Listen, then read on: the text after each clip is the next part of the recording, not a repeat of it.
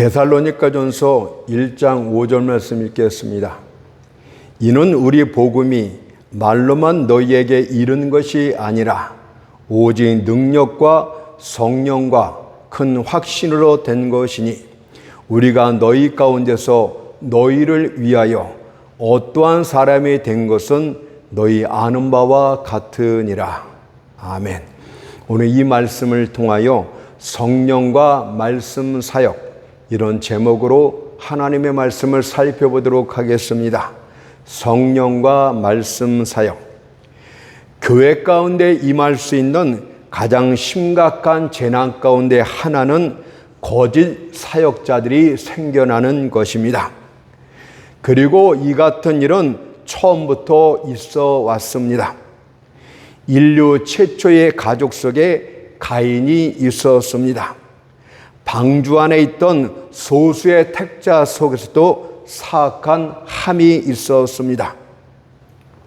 믿음의 조상 아브라함의 가정에도 이스마엘이 있었고, 하나님과 조용히 동행하였던 이삭의 가정에도 에서가 있었습니다. 이는 하나님의 교회가 광야에 있었을 때도 마찬가지입니다. 광야라는 울타리가 교회와 바깥 세상을 갈라 놓았음에도 불구하고 거기에는 고라와 다담과 아비람이 있었습니다. 또한 교회 가운데 가장 선별된 부분이었던 제사장 계급 속에서도 제사장직을 수치스럽게 만드는 이들이 있었습니다. 제사장 나답과 아비후가 여호와 앞에 다른 불을 가지고 들어가므로 즉사하였고, 홈리와 비나스 역시도 사악하고 추악한 짓을 저지름으로 전쟁터에서 죽고 마는데, 성경은 그들을 제사장이라 부르지 않고 사무엘상 2장 12절을 보니까 불량자라고 불렀습니다. 또한 이것은 신약 교회에서도 마찬가지였습니다. 우리 주님께서 선택한 12 제자들 속에도 하나는 마귀였다고 합니다. 마태복음 6장 70절 71절을 보니까 내가 너희 12를 택하지 아니하였느냐, 그러나 너희 중에 한 사람은 마귀니라. 이 말씀은 가룟 시몬의 아들 유다를 가리키심이라고 기록되어 있습니다.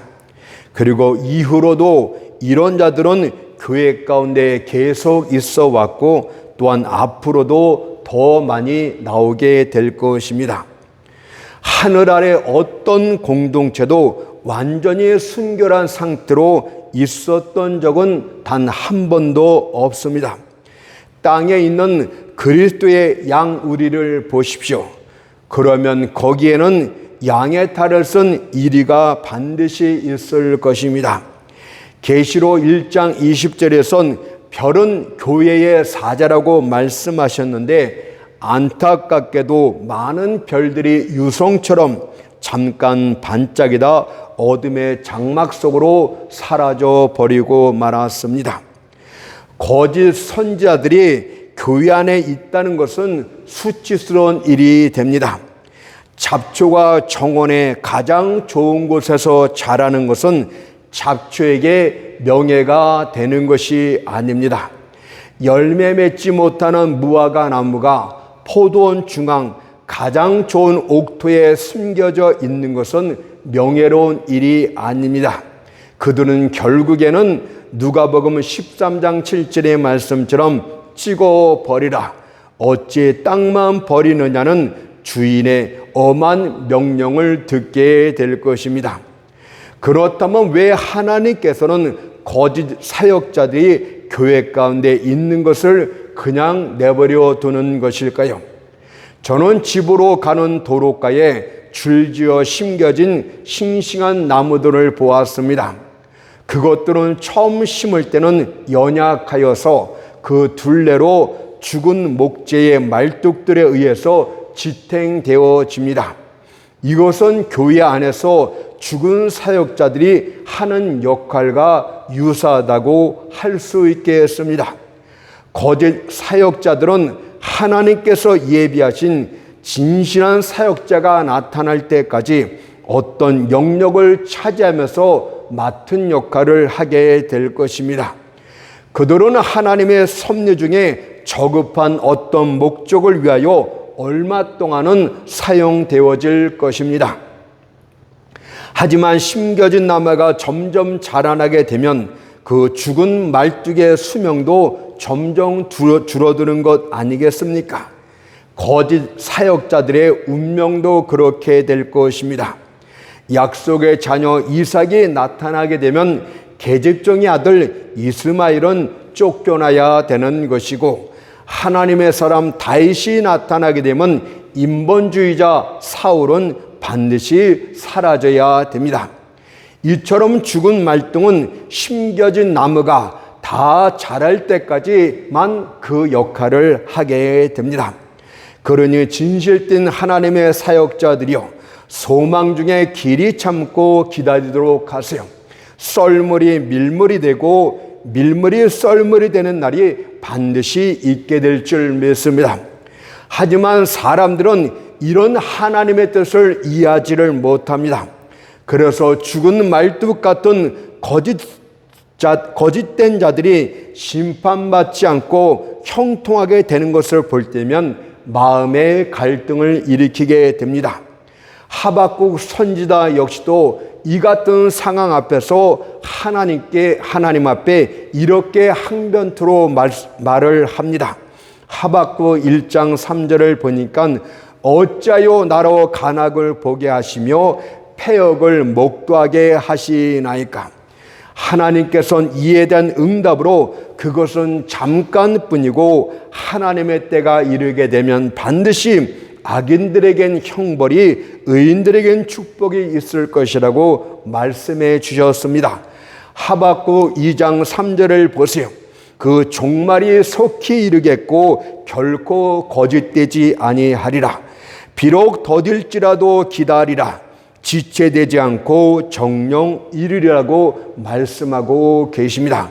그러므로 불의한 자들이 형통하고 거짓된 들이 잘 되는 것을 볼 때 여러분들 낙심하지 마십시오. 그들도 어느 시간 동안은 하나님의 기쁜 뜻 안에서 잠깐 사용되는 것 뿐이라는 것을 기억하도록 하세요. 그것은 잠깐입니다. 하나님의 때가 이르게 되면 알곡과 가라지가 나누어지게 됩니다. 자, 그렇다면 오늘 본문과 관련해서, 그렇다면 진실된 사역자들은, 하나님의 참된 사역자들은 어떻게 준비되어지는 것입니까? 그들은 그리스도 안에서 그리스도로 말미암아서 준비되고 예비되어진다고 성경은 말합니다. 마태복음 4장 19절을 보세요. 나를 따라오너라. 내가 너희를 사람을 낚는 어부가 되게 하리라고 말씀하고 있지 않습니까? 사람을 낚는 어부가 된다는 것은 영혼들을 진실로 구원하는 하나님의 사역자들을 말씀하고 있습니다. 예수 안에서 길러지고 준비된 하나님의 사역자들을 말씀하고 있습니다. 많은 이들은 이와 관련하여 말하기를 능력 있는 설교자가 되려면 좋은 신학대학을 가야 된다, 양성소에서 훈련을 받아야 된다 등의 말을 합니다. 옳은 말입니다. 하지만 이것보다 더 확실하고 분명한 대답은 예수 그리스도를 따르라. 그리하면 그가 너희로 사람을 낚는 어부가 되게 하리라고 말씀하는 겁니다. 본문을 보게 되면 너희는 사람을 낚는 어부가 되기 위해서 노력하라고 말씀하지 않고 내가 너희로 사람을 낚는 어부가 되게 하리라고 말씀하고 있습니다. 참된 영혼을 구하는 사역자는 예수에 이어서 되어진다는 것을 분명히 말씀하고 있는 것 아닙니까? 예수와 함께하고 예수 안에서 길러지고 다스러진 자가 진정으로 영혼을 구원하는 참된 사역자임을 가르쳐주고 있는 것입니다. 이는 많은 사람들을 낚는 어부, 많은 영혼들을 건질 수 있는 능력 있는 사역자는 반드시 예수 그리스도 안에서 예수 그리스도의 훈련 과정을 통해서 만들어지고 있음을 주님이 친히 말씀하셨어요. 그렇다면 이를 위해서 여러분들이 해야 될 일은 도대체 무엇입니까? 오늘 주님이 말씀하고 있지 않습니까? 나를 따라오너라. 주님을 따라오게 된다면 주님은 여러분들을 능력 있는 설교자로 만들어 주시겠다는 뜻입니다. 영혼들을 많이 구원할 수 있는 진실된 사역자로 만들어 주시겠다는 뜻입니다. 자, 그렇다면 예수를 따른다는 말은 도대체 무엇입니까? 여기에는 두 가지 의미가 있겠죠. 먼저 세상 것으로부터 나와야 된다는 것을 가르쳐주고 있는 것이고, 두 번째는 예수와 함께 생활하는 과정에서 훈련을 받아야 된다는 것을 분명히 가르쳐 줍니다. 첫째로 이 말씀은 세상 모든 것들로부터 나와서 그리스도를 향하라는 의미가 되고 있습니다. 여러분들 진실된 사역자가 되기를 원한다면 세상을 반드시 등져야만 됩니다. 그리스도의 제자들은 자신의 모든 욕망들을 버리고 주를 쫓아왔습니다. 그들은 세상 친구들을 다 버렸습니다.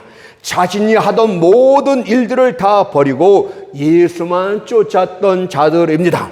여러분들도 하나님의 말씀 사역자로서 진실된 사역자가 되려 하려면 과거의 모든 하던 일들을 중단할 필요가 있어요.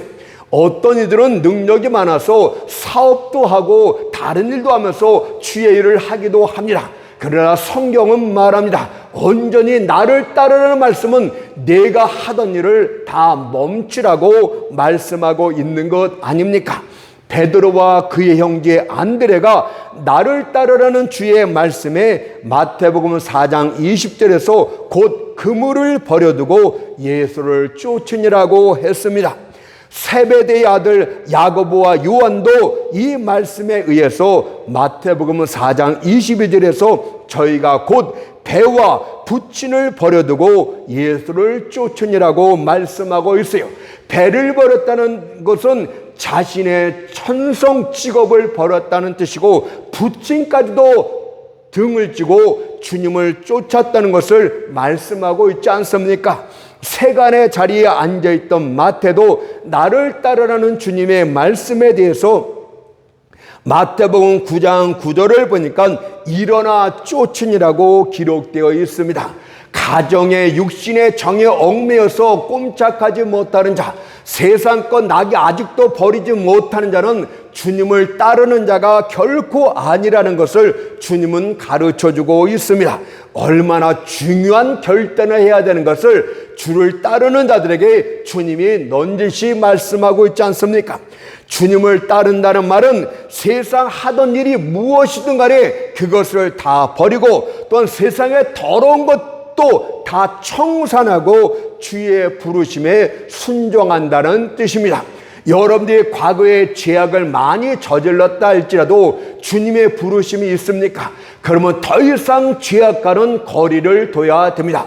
목사가 되어서 옛날 죄악을 또다시 저지르는 것은 주님을 따르는 진실된 사역자가 아니라는 것을 여러분들은 기억해야 됩니다. 그래서 예수를 따르기 전에 죄악들에 대해서는 우리가 그들을 과감히 용서할 수 있지만은 예수의 목자가 된 이후에도 교회의 사역자가 된 이후에도 죄악을 짓는 것은 용서할 수 없다고 감히 말씀을 드리겠습니다.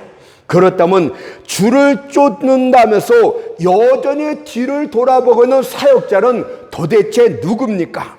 그들은 주님께 속한 자입니까? 아니면 세상에 속한 자입니까? 저는 구분을 할 수가 없습니다. 저는 그들이 롯의 아내처럼 뒤를 돌아봄으로 소금 기둥이 될까 두려울 따름입니다. 갈멜산 꼭대기에서 홀로 외롭게 하나님의 편에 섰던 엘리야가 여러분들에게 뭐라고 말하는지 아십니까? 열왕기상 18장 21절을 보니까 너희가 어느 때까지 두 사이에서 머뭇머뭇하려느냐. 만일 하나님이면 그를 쫓고 바알이 만일 하나님이면 그를 쫓을지니라고 말씀하고 있지 않습니까? 여러분들 주의 일을 하면서도 돈에 욕심을 내면서 돈이 목적인 사람들도 아직도 주님을 따르는 자가 아닌 것입니다. 따라서 주의 길을 가기로 결심한 사역자들이요, 만일 여러분들이 주님을 쫓고자 한다면 전적으로 쫓도록 하세요. 만일 그렇지 않을 것일랑 아예 사역자 인척도 하지 않았으면 좋겠습니다. 왜냐하면 주님께서 마태복음 12장 30절에서 나와 함께 아니하는 자는 나를 반다는 자라고 했기 때문에 여러분들 어정쩡하게 있는 여러분들은 주님을 따르는 자가 아니라 주님을 노골적으로 반다는 자라는 것을 기억해야 될 줄 믿습니다. 특별히 세상 죄악과 멀리하도록 하세요. 우리 주님을 보도록 하세요. 과연 그분보다 세상 죄인들에게 더 가까이 다가간 사람이 어디 있단 말입니까? 그래서 사람들은 주님을 보고서 마태복음 11장 19절에서 세리와 죄인의 친구로다고 했습니다. 그렇다면 주님은 왜 반대로 죄인들에게 아주 가까이 다가갔을까요? 그것은 의사의 입장에서 그랬다는 것을 기억하세요. 그들의 육신적인 질병과 죄악의 질병을 고쳐주기 위해서 주님은 죄악된 죄인들에게 아주 가까이 다가갑니다. 그러나 다른 한편에서는 주님과 세상 사람들 사이에는 도저히 메꿀 수 없는 엄청난 간격이 동시에 있었다는 것을 기억하십시오. 그것은 거룩함과 죄악의 차이로서 결코 가까워질 수 없는 거리였습니다. 그것을 히브리서 7장 26절에서 거룩하고 악이 없고 더러움이 없고 죄인에게서 떠나 계시고 라고 말씀하고 있지 않습니까? 하나님의 종들이여, 여러분들도 세상 사람 가운데 죄인 가운데 가까이 가도록 하세요. 그러나 영적 의사 입장에서 가까이 가도록 하세요. 그러나 여러분들의 거룩함을 유지하도록 하세요. 가능하면 그들과 거룩함과 죄악의 거리가 먼 것처럼 그렇게 해야 될 줄 믿습니다. 하나님의 종이 되어서 죄를 짓는다는 것은 엄청난 무서운 죄라는 것을 기억해야 될 줄 믿습니다. 그렇다면 주의 사역자든 여러분들은 주님과 똑같이 해야 됩니다. 진실된 사역의 길을 가려는 자는 언제든지 그 마음이 이 땅에 묶여 있어서는 안 됩니다. 진실된 사역자라면 항상 발에 신발을 신고 허리에 띠를 띠고 손에 지팡이를 짚고 더 나은 땅으로 떠날 준비를 하고 있는 순례자처럼 살아가야 되는 것입니다. 빛과 어둠의 차이처럼 세상과 명백하게 구별된 삶을 살도록 하세요. 그리스도를 따라서 진영 밖으로 나가도록 하세요. 사람들이 여러분들 보았을 때 저 사람은 진실로 세상 죄악과는 멀리 떨어져 있도다, 그렇게 인정을 받을 수 있을 정도로 여러분들이 그런 삶을 살도록 하세요. 하나님의 종의 돈 때문에 구설수에 오르기도 하고 이런 모든 것들은 옳은 것이 아니라는 것을 기억해야 될 줄 믿습니다. 어떻게 하면 세상에 더 가까이 다가갈까? 이것이 아니라 어떻게 하면 세상과 더 멀어질 수 있을까? 이런 생각과 이런 행동을 하는 자가 진짜 사역자입니다. 그리스도의 세계와 세상의 양다리를 걸치는 사역자들이 있는데 그것은 자랑거리가 아니라 타락입니다. 저는 그들이 기독교 방송, 세상 방송에 나와서 하는 말들을 볼 적마다 정말 부끄러움을 느낍니다. 세상 사람들보다도 더 못한 지식을 갖고 왜 거기 도대체 나가려고 합니까? 세상 사람들 세상 주제를 갖고 여러분들이 할 이야기가 도대체 무엇이란 말입니까? 하나님의 일에만 충성하도록 하세요. 여러분들이 말하는 진리의 말씀도 좀 미숙하고 좀 그렇지 않습니까? 솔직히 말하면 하나님의 일에만 충성하도록 하세요. 왜 그들이 세상 방송에 기웃기웃거리는 것입니까? 하늘에 높이 오른 독수리들을 보니까 이유가 있어요. 그것은 하늘 보좌 가까이 나아가려는 것이 아니라 땅의 미끼를, 땅의 먹이를 찾기 위해서 그러는 것 아닙니까? 여러분들 세상에 기웃거리는 것이 왜 그렇습니까? 여러분들 탐내고 싶은 그 어떤 것이 있기 때문에 그런 것 아닙니까? 솔직하게 말해서 여러분들 하나님의 일에만 힘쓰도록 하세요. 하나님의 일에 전심을 하게 되면요, 시간이 모자랄 지경입니다. 여러분들 어설프게 하니까 여기저기 기웃거리고 양다리 걸치는 것 아닙니까? 두 번째는 나를 따라 오너라는 말은 주님과 함께 거하라는 뜻입니다. 죄악된 세상을 나와서 은둔 생활을 하는 것이 아니고 주님과 함께하는 삶을 살으라는 뜻입니다. 여러분의 세상과 등기라고 하니까 세상과 등진 다음에 은둔 생활, 금욕 생활하고 신부처럼 수녀처럼 그런 삶을 살라는 뜻이 아니에요. 여러분들 세상의 빛과 소금이라고 말씀하고 있듯이 오히려 세상에 깊이 들어가서 어두운 세상을 밝히는 빛이 되고 썩어질 세상을 방지하는 소금이 되어야 될 것을 말씀하고 있는 것 아닙니까? 여러분은 죄악과는 멀어지고 동시에 주님과 함께하는 삶을 살아야 됩니다. 제자들이 어떻게 했는가 보세요. 예수께서 부르신 제자들은 주님과 함께 생활을 했습니다. 그들은 날마다 주님과 연합했습니다. 예수께서 많은 사람들이 모인 곳에서 대등적으로 복음을 전파할 또 함께하였고, 또한 소수만을 뽑아서 자세히 그 뜻을 설명할 때도 주님과 함께했다고 합니다. 마태복음 13장 11절에 보니까 천국의 비밀을 아는 것이 너희에게는 허락되었으나 저희에게는 아니 되었나니라고 말씀하셨고, 누가복음 24장 27절에서 모든 성경에 쓴 바 자기의 가는 것을 자세히 설명하시니라고 말씀하고 있지 않습니까? 여러분들 예수와 같이 함으로써 말씀에 깊이 있는 것들을 훈련받도록 하세요. 영적인 의미가 무엇이고 내적 의미가 무엇인고 묵상하면서 성령과 교제하면서 그런 의미들을 배우도록 하세요. 삶 가운데서 자연스럽게 그렇게 하도록 하십시오. 그것이 예수와 함께하는 것이라고 말씀하고 있지 않습니까? 여러분들 뿐만 아니라 그들은 예수께서 이적을 베푸는 것도 주목하여 보았고 그분께서 기도하는 것도 듣게 되었습니다. 그렇다면 여러분들 성령 충만한 사역자와 같이 하고 그들과 함께하는 것은 중요합니다. 성령 사역자들이 어떻게 기도를 하는지, 그들이 말씀 준비를 어떻게 하는지, 사역을 어떻게 하는지, 주님 앞에 바로 서서 어떤 노력을 하는지 그런 것들을 옆에서 지켜보면서 배울 필요도 있다는 것을 주님이 가르쳐주고 있는 것 아닙니까? 또한 그들은 그리스도의 고난에 동참했다고 말씀하고 있습니다. 이것은 복음을 머리로만 배운 것이 아니고 몸으로서 체험했다는 뜻이 됩니다. 바울도 그래서 복음을 로마서 16장 25절에서 나의 복음이라고 고백하면서 복음에 내가 동참자가 되었다는 뜻입니다. 바로 그런 다메섹 도상에서 주를 만난 후에 복음 증거를 해서 겪었던 수많은 시련, 숱한 난간들, 극심한 고통들은 복음을 자기 것으로 체험하는 소화 과정이었습니다.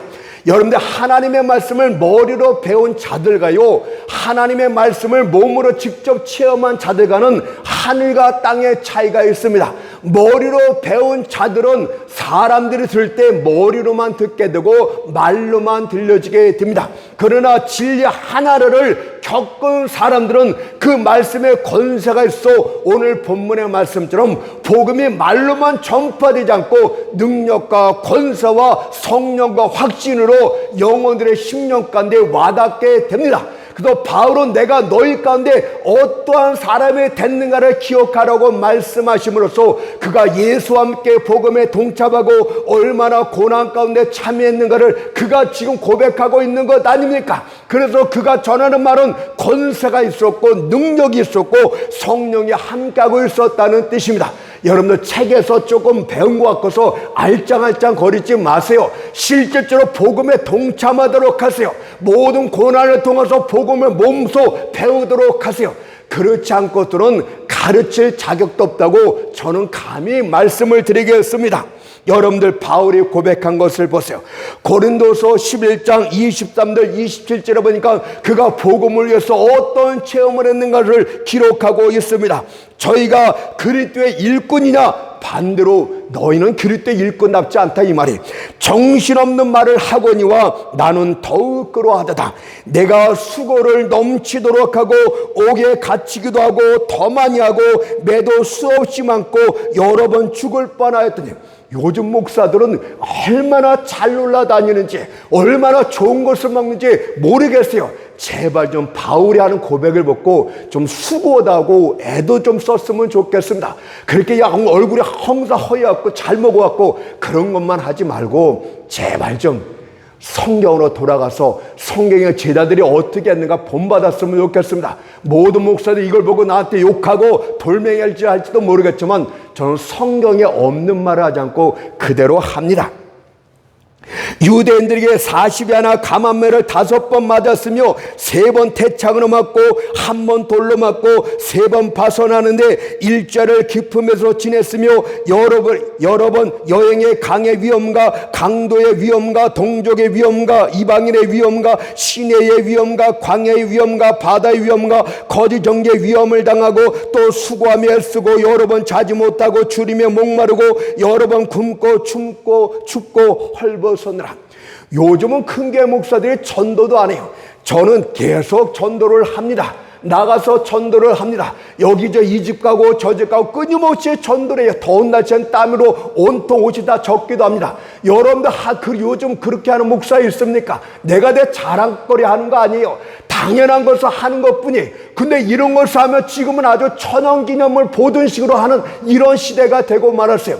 여러분들 도대체 뭔데? 목사가 뭔데? 왜 전도를 안 합니까? 여러분들 먼저 앞장서 전도해야 되는 거 아닙니까? 기도하라고 이야기하는데 왜 여러분들은 기도 안 합니까? 기도하라고 말하지 말고 기도하는 모습을 보여주세요. 직접 기도하면 되는 건 아니겠습니까? 그러면 성도들이 말하지 않더라도 기도를 하게 됩니다. 여러분들 그냥 편하게 에어컨 틀어놓고 그냥 가만히 있지 말고 나가서 전도하세요. 전도하면 어려움에 부닥치게 되는 거예요. 전도하면 핍박도 받게 되는 거예요. 그런 걸 전혀 하지 않으니까 편안한 거 아닙니까? 그래서 목사들이 이번에는 어디 미국으로 놀러 갈까? 베트남으로 놀러 갈까? 맨날 그런 얘기 하지 않습니까? 놀러 다니지 말고 영혼 구원하는 데 좀 힘 좀 쓰십시오. 이왕 주의 길을 간다면. 아니면 아예 사역자인 척 하지도 말고. 복음 사역자 되신 여러분들 역시도 이 말씀 가서 영혼 안에 참된 진리를 기록하기 전까지는 복음 전파를 해서는 안 됩니다. 예? 과연 항해의 기본 원리도 알지 못하면서 대항을 어떻게 횡단할 수 있단 말입니까? 여러분 책으로 조금 복음씩 배운 것 같고 사역자의 길을 가겠다고 하지 마세요. 제발 좀. 예수 보혈의 능력을 직접 좀 체험 좀 하고 그리고 사람들 안에 뛰어들어야만 비로소 하나님의 일을 조금 할 수 있게 됩니다. 하나님의 말씀을 실제 체험해야만 그 의미를 알 수 있는 것 아닙니까? 어떻게 자신이 복음을 전하면서 그 고난의 길을 가보지도 않고서 그 길을 남들에게 인도할 수 있단 말입니까? 사역자는 길가에 세워진 안내 표시판이 아니에요. 손가락으로 지짐하고 저기 예수가 있다 그렇게 말해서는 안 되는 것입니다.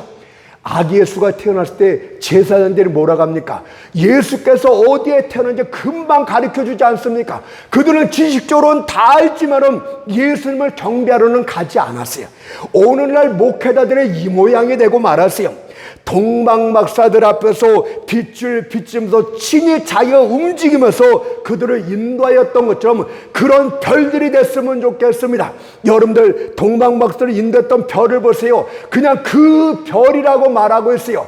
그 별의 밝기가 어떤지, 그 별의 모양이 어떤지, 그 별의 크기가 어떤지 전혀 말하지 않아요. 오로지 그의 별이라고 하면서 그 별을 볼 때 동방박사들이 뭐를 느꼈다는 이야기입니까? 아, 저가 그리스도에게 속한 사역자이구나, 이것만 느꼈어요. 근데 뭔 여러분들의 자랑거리가 그렇게 많습니까? 나는 어떻고, 나는 뭐를 갖고 있고, 어디를 갖고, 뭔 자랑거리가 그렇게 많습니까? 여러분들 예수에게 속한 별이라는 것만 증거하면 되는 것 아닙니까? 뭐가 이렇게 잘난 것이 많은지 모르겠어요.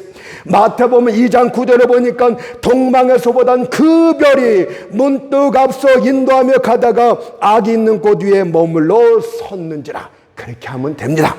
저는 사역자들 주의 고난에 동참해보지도 않고 곱상에게 온실 화초처럼해서 어떻게 복음을 확실히 있게 전하는지 모르겠어요. 소리를 높이는 게 확신 있게 전하는 것입니까? 왜냐하면 데살로니가후서 1장 5절에 보니까 그 나라를 위하여 너희가 또한 고난을 받느니라.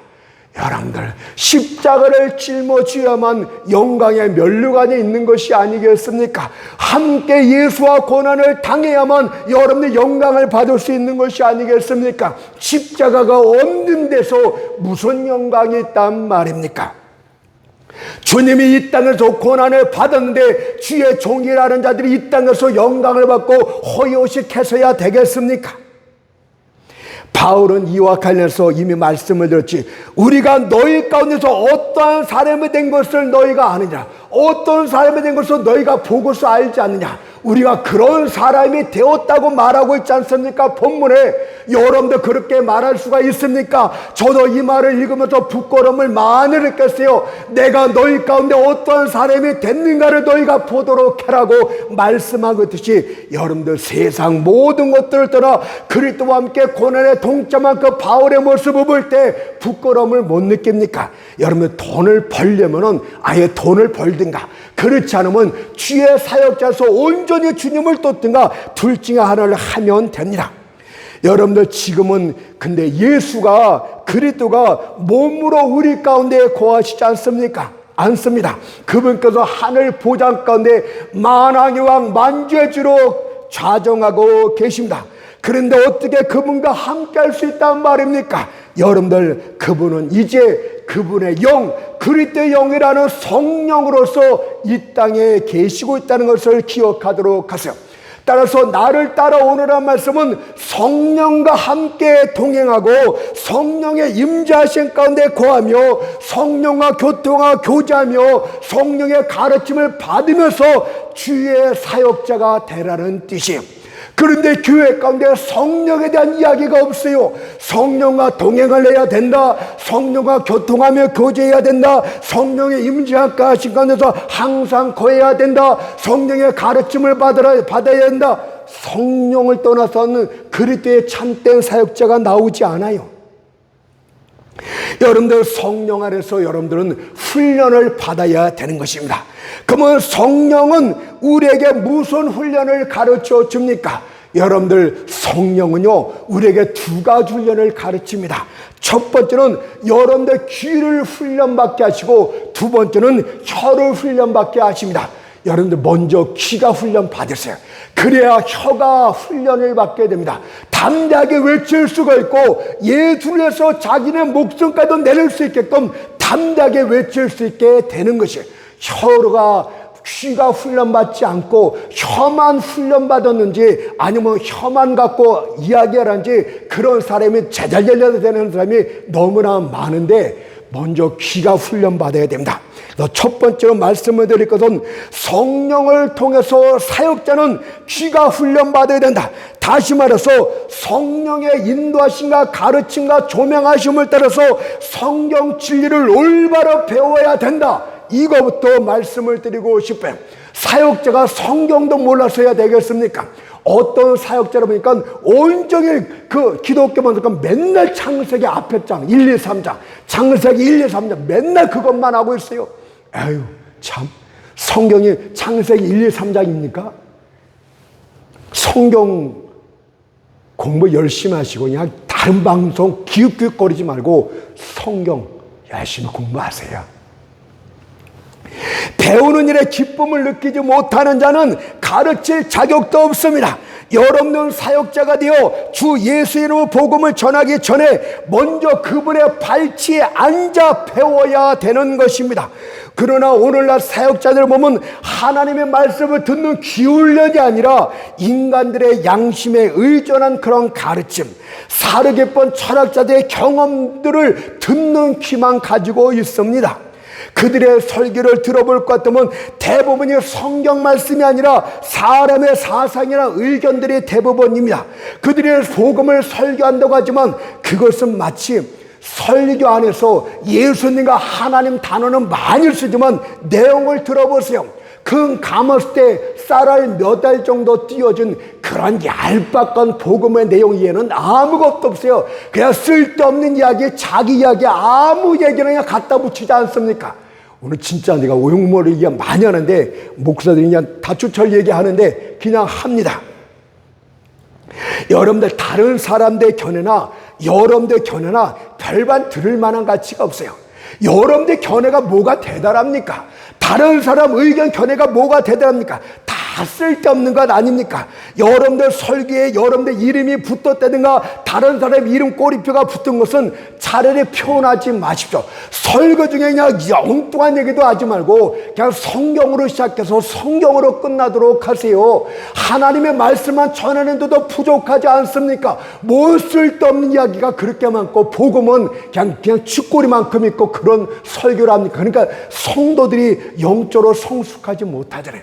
말씀에 만나를 먹어야 잘하는데 잘할 수가 없잖아요. 피골이 상접해서 그냥 맨날 먹을 게 없으면 다투고 싸움이 납니다. 교회 안에 시끄러운 것은 말씀이 없어서 그런 거예요. 이들이 어떤 일은 성경 말씀을 전할 때 보면 성경 말씀을 난도질합니다. 뒤죽백죽 혼합된 잡탕 같기도 해요. 이게 도대체 어느 게 성경 말씀이고 어느 게 이들의 의견인지 알 수가 없어요. 율법과 복음이 막 혼합되어 있어요. 율법이면 쓴 것 같기도 하고 복음인 것 같기도 하고 이거 구별도 못하면서 마구잡이로 설교를 합니다.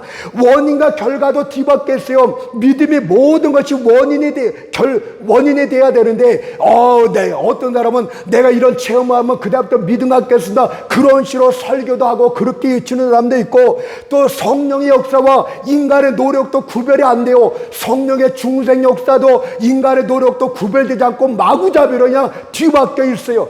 그러니 여러분들 성경이 제대로 귀에 들어오겠습니까? 엉망진창 아니에요. 바울은 디모데에게 사역자 디모데에게 이렇게 말합니다. 디모데후서 2장 15절을 보니까 진리의 말씀을 옳게 분별하며 라고 권면하고 있지 않습니까? 분별하다는 말은 제사장들이 제물을 잡을 때 칼로서 머리와 내장과 꼬리와 이런 것들 정확하게 잘랐다는 이야기가 됩니다. 여러분들 발굴을 잘해야 된다는 뜻이에요. 하나님의 말씀을 정확하게 식별력과 분별력을 가져야 된다는 뜻이에요.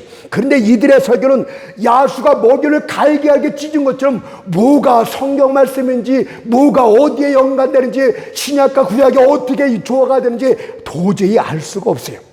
성경을 좀 부지런히 연구하도록 하세요. 그러면 여러분들 놀러 갈 시간이 없어요. 하루 종 성경 연구를 최우선적으로 하고 그 다음에 나머지를 그때 하도록 하십시오.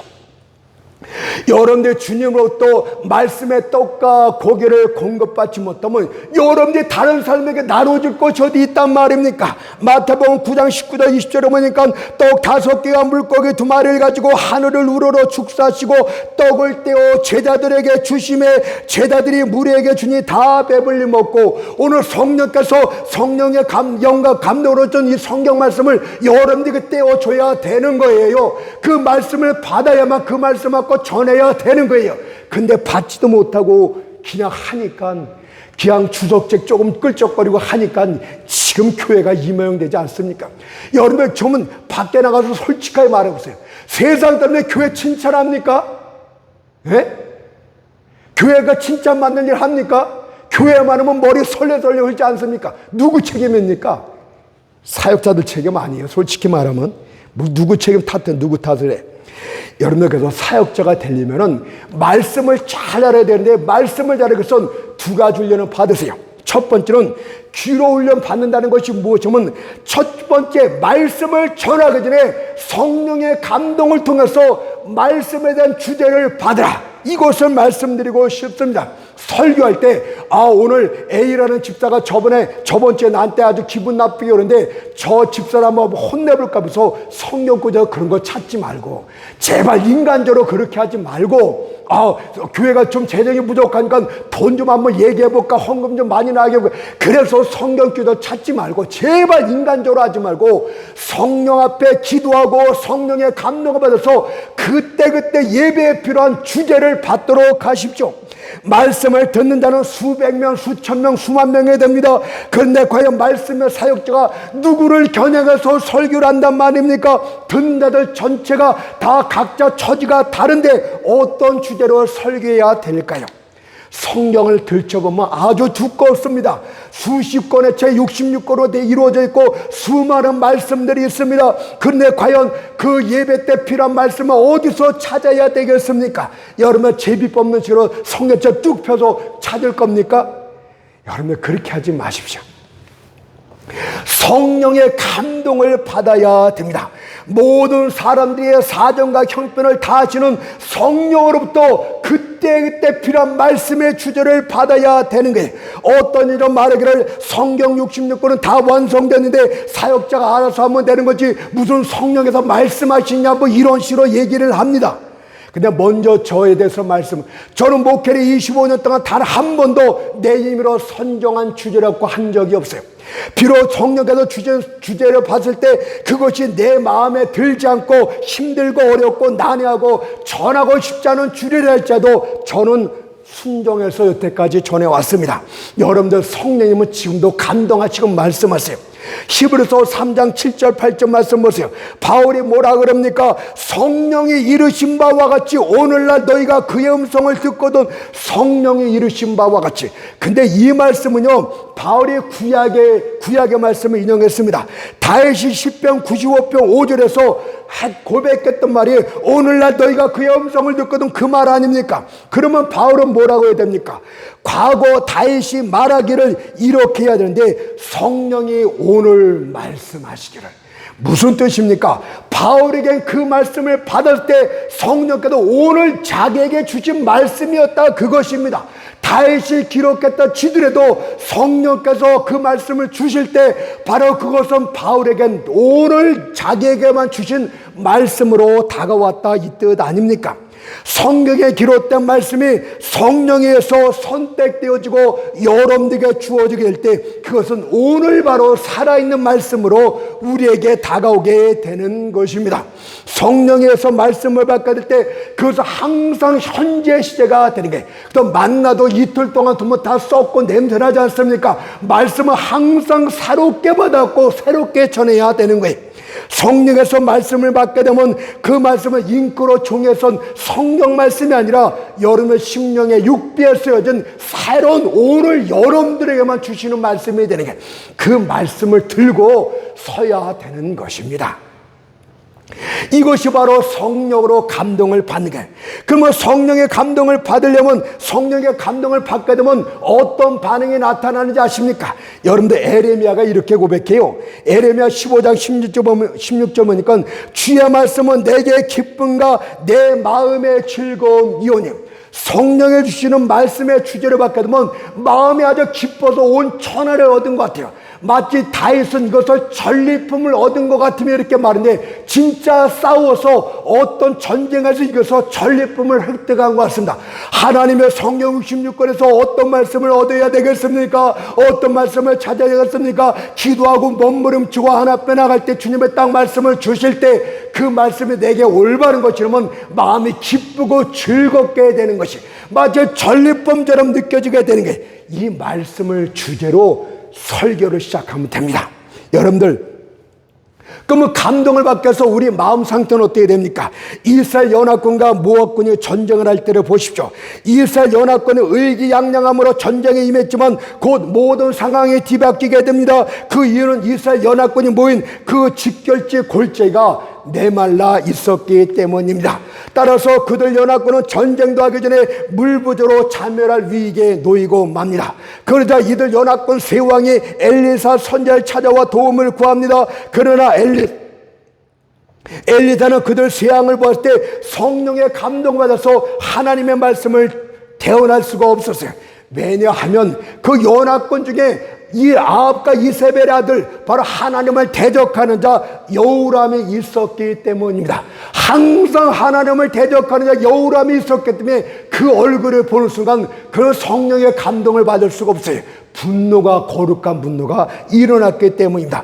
또한 그의 마음이 낙심됐기 때문에 성령의 감동을 받을 수가 없어요.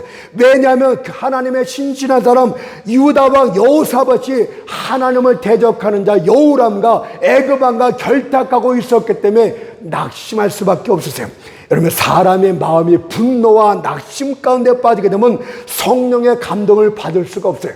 여러분들도 마음에서 여러분 부부싸움을 혹시 하면 마음이 화났습니까? 그러면 말씀을 받지를 못해요. 낙심되고 절망되는 일이 있습니까? 성령의 감동이 오지를 않습니다. 해본 사람은 다 알잖아요. 경험해본 사람은 다 알지 않습니까? 과연 마음이 요동치는데 어떻게 하나님의 뜻이 투영될 수 있단 말입니까? 잔잔한 호수를 보도록 하세요. 잔잔해야만 하늘의 그 구름이 그 모양이 그대로 투영돼서 보이지 않습니까? 우리 인간의 마음도 그때요.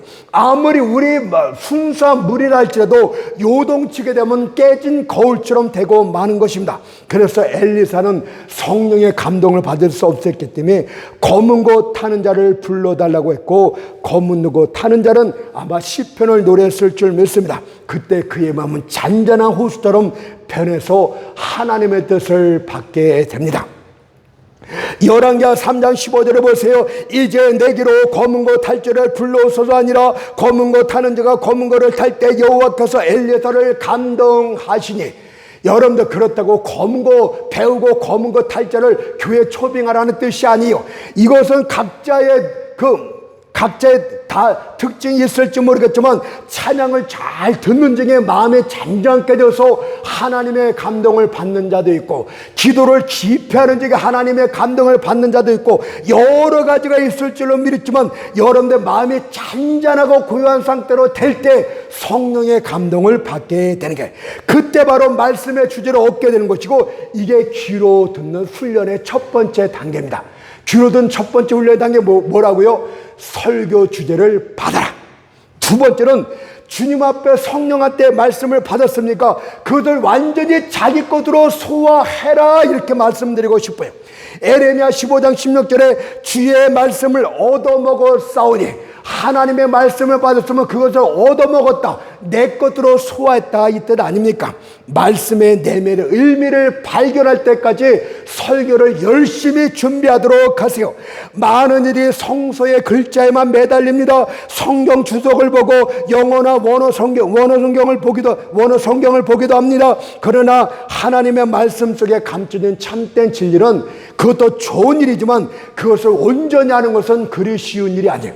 성경 저자 대신 성령께 직접 나아가는 것이 좋습니다. 성령의 조명하여 주심으로 말씀의 의미를 깨닫지 못하게 된다면 그것은 마치 시골뛰기가 라틴어 성경을 읽는 것과 똑같은 건 아니겠습니까? 성령이 주신 말씀을 가지고 성령의 조명하심을 받으면서 말씀의 의미를 깊이 이해하도록 하세요. 그것이 설교를 준비하는 과정이에요. 마태복음 13장 44절에서 밭에 감추인 보화라가 하였듯이 그 보화 되신 말씀을 찾으려고 애를 쓰는 것이 설교를 준비하는 과정입니다. 에디오파 모든 국고를 맡던 큰 권세를 가진 내시가 이사야 글을 읽고 있을 때 빌립이 다가가 사도행전 8장 30절에서 읽는 것을 깨닫냐고 물어봅니다. 그때 내시가 대답한 말이 무엇입니까? 사도행전 8장 31절에 보니까 지도하는 사람이 없으니 어찌 깨달을 수 있느냐, 이렇게 말해요. 여러분들, 성령의 감동을 받는 사람, 지도하는 사람이 필요하고, 그러니까 좋은 책도 읽으라, 그 뜻이에요. 성령의 감동을 받는 사람의 설교도 들어보라, 그 뜻이에요. 더 중요한 것은 바로 성경제다, 성령님의 가르침을 받으라, 이 뜻 아니겠습니까? 성령의 인도함을 따라서 열심히 말씀의 광명을 찾아가도록 하세요. 농부가 기절하듯이 알곡을 찾도록 하세요. 그래서 말씀을 준비하도록 하세요. 이렇게 해서 설교를 준비하고 항상 서도록 하세요. 이런 것들이 계속 준비되는 것이 바로 귀로 훈련받는 과정이 됩니다. 두 번째는 말씀 사역자는 혀가 훈련받아야 됩니다. 성령을 통해서 혀를 훈련받아야 될 이유는 대부분 유쾌하지 못한 메시지를 전해야 되기 때문입니다. 좋은 말 할 때는 혀가 잘 돌아갑니다. 만약 그렇지 않으면 그는 인간미가 없는 사람 아니겠습니까? 그러나 성령 사역자가 되려면 특별히 불유쾌한 말들을, 메시지를 거침없이 전할 수 있어야 됩니다. 여러분들 구약에 하나님이 보낸 예언자와 선자들을 보세요. 그들은요, 하나님의 백성들이 형통하고 하나님의 뜻대로 할 때는 거의 나타나지 않습니다. 선자들은 어느 때 나타난 줄 아십니까? 하나님의 백성들이 주의 뜻을 거역하고 세상으로 나갈 때, 그때 하나님의 선자들을 보내서 경고와 책망의 말씀을 주셨다는 것을 기억하도록 하세요. 하나님의 백성들이 삐딱하게 나갈 때 하나님의 선자들과 예언자들이 일어났다는 것을 기억하도록 하세요. 그러면 성령 사역자의 경우도 마찬가지고, 성령 사역자의 경우는 대부분 교회가 밑바닥까지 떨어질 때, 부패할 때, 그때 나타나서 그들에게 유쾌하지 못한 메시지를 과감하게 전하는 특징을 갖게 되는 게 상식적으로도 그렇습니다. 교회가 주 안에서 올바로 나아갈 때는 교회 목자들이 잘 말씀으로 양육하면 됩니다. 그러면 되는 거예요. 교회가 그러면 번성하네. 그러나 그들이 성령을 거역하고 타락하고 부패하면은 그때 성령 사역자들 하나님이 보내시고 그들의 입술을 떠도 경고의 메시지를 보내게 되는 것입니다. 바로 오늘날 이 시대야말로 성령께도 붙들고 사용하실 강력한 성령 사역자들이 나타날 때라는 것을 기억하도록 하세요. 그러나 혀가 훈련받지 못하면 듣는 청중들 앞에서 그들의 얼굴 표정이나 그들의 싸늘한 눈을 보면서 말을 하지 못합니다. 그러나 혀가 충분히 훈련된 사역자라면 거부를 당한다 할지라도 담대하게 하나님을 대신해서 말할 수 있게 됩니다. 비록 그들의 말을 듣는 사람이 없다 할지라도 그들은 흔쾌히 성령의 증인이 되고자 합니다. 비록 그들이 죄된 일을 부끄러워하지 않고 있는 것처럼 이들 역시도 경고하기를 부끄러워하지 않게 됩니다. 이것이 바로 성령을 통해서 혀가 훈련받은 성령 사역자의 모습이 됩니다. 여러분, 괜히 막 성도들한테 욕하고 막 좋지 않은 불쾌한 감정 표현하는 것이 아니고 성령의 인도함을 받아서 그렇게 하도록 하세요. 그러면요, 그렇게 하더라도 아름답게 됩니다. 이때 바로 설교가 단순히 말로 그치지 않고 능력과 성령의 확신으로 사람들에게 다가가게 되는데, 그것이 오늘 나타난 본문의 말씀이 됩니다. 데살로니가 1.5절 말씀 제가 읽겠습니다. 이는 우리 복음이 말로만 너에게 이른 것이 아니요 오직 능력과 성령과 큰 확신으로 된 것이지. 여러분들이 전하는 말씀의 복음이 이렇게 되었으면 좋겠습니다. 이들이 말씀을 선포할 때 믿지 않는 이들이 말씀의 영향을 강력하게 받게 됩니다. 성령이 함께하는 말씀을 받게 될 때 그 말씀은 마치 거울처럼 나타나게 돼요. 야고보서 1장 23절 보니까 거울로 자기의 생긴 얼굴을 보는 사람밖에 라고 하였습니다. 여러분들, 성령이 함께하는 말씀은요, 죄인들에게 말씀의 거울로 다가옵니다. 거울을 보면 누가 보입니까? 바로 자기 자신이 보이지 않습니까? 여러분, 성령과 함께하지 않으면 말씀을 듣는 자들이, 목사님이 하는 저 말씀은 저 A라는 집사 거야, B라는 집사 거야, 아니 저 앞에 있는 장로 거야, 그런데요, 성령이 함께하는 말씀을 듣게 되면 자기가 보게 돼요. 남들 손가락 자른 거 아니라, 어이구 큰일 났네, 나에 대해서 말하고 있는데 성령이 나를 책망하고 있는데 그들은 깜짝깜짝 놀라기 시작합니다. 말씀의 거울로 자기의 생긴 얼굴을 보는 사람 같으니, 자기 얼굴이 얼마나 더러운지, 얼마나 일그러인지, 얼마나 문둥병인지 그때 보면서 그들은 깜짝깜짝 놀라면서 말씀의 능력이 그들에게 다가가게 됩니다. 능력의 말씀이 나갈 때 그들의 양심은 죄를 깨닫게 되고 자신의 의가 자랑거리가 아니라 얼마나 잘못됐는가를 깨닫게 되는 게, 그것이 바로 히브리서 4장 11의 말씀에 있지 않습니까? 하나님의 말씀은 살았고 운동력이 있어 좌우에 날 수 어떤 것보다 예리하여 혼과 영가운 및 관절 가운데로 질러 쪼개기까지 또 마음의 생각과 뜻을 감찰하니, 이것이 성령께서 말씀과 함께할 때 말씀이 살아서 역사하는 그 말씀의 의미가 되겠습니다. 여기에 대해서는 이전에 한번 말씀을 잠깐 전했기 때문에 더 이상 전하지 않고 오늘은 여기까지 하도록 하겠습니다.